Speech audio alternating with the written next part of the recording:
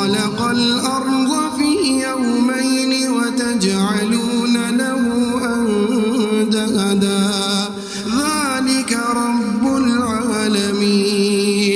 وجعل فيها رواسي من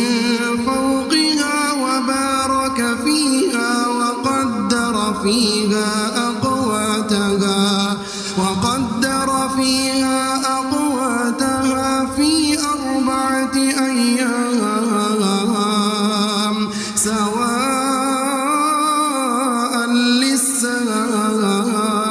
للسائلين ثم استوى إلى السماء